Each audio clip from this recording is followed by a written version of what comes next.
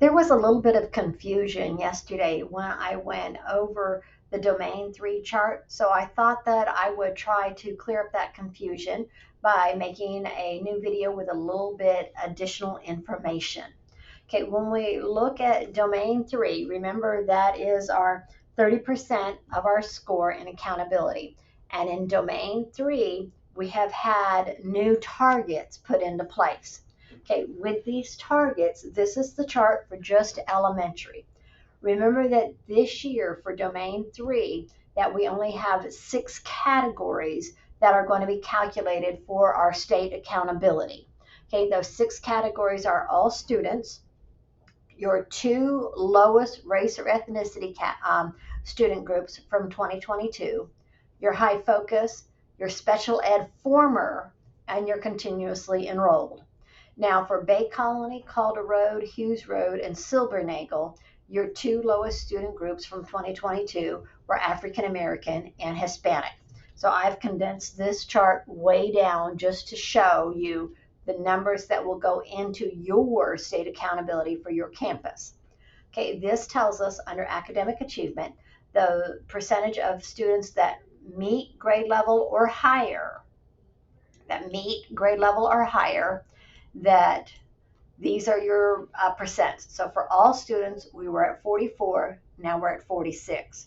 For your African American for reading, you were at 32, now that you're at 34, and on across the board. Now for high focus, remember this is for our state accountability. High focus is where we put our economically disadvantaged, our emergent bilingual, our special ed, and our highly mobile all into one student group. And in that student group, they only count once, regardless of how many student groups they could have been.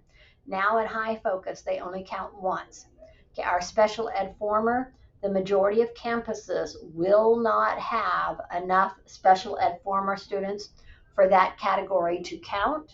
And then we have our continuously enrolled. All right, so here is our meets or better for reading, for math. Okay, then we have academic growth. For academic growth, remember we're changing the way we look at it this year.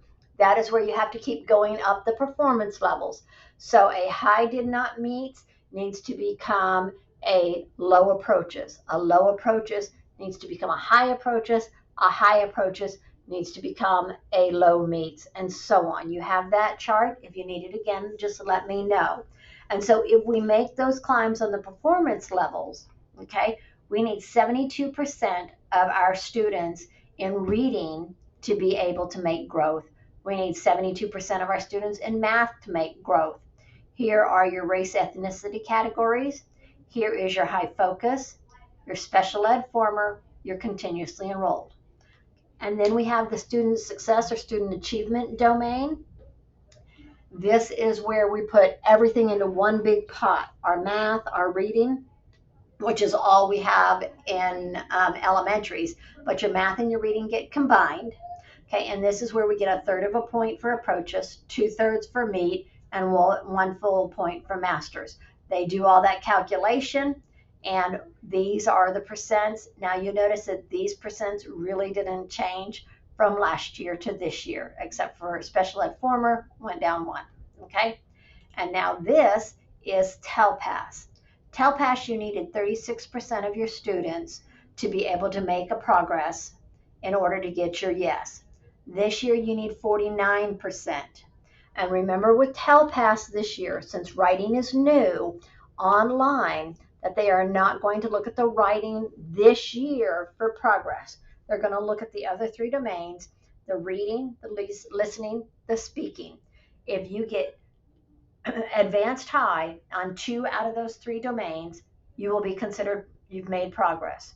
Okay, they're not looking at the cumulative score. They are the composite score, I mean. They are only looking at the 3 domains. So if on 2 of those 3 domains, you come up a performance level from 2022 to 2023, again, that's considered progress. Okay, so we need 49% of our students to achieve advanced high or better. Advanced high in 2 or more of the domains, or come up a performance level from last year to this year in 2 out of the 3 domains. All right, if you have any questions, just let me know.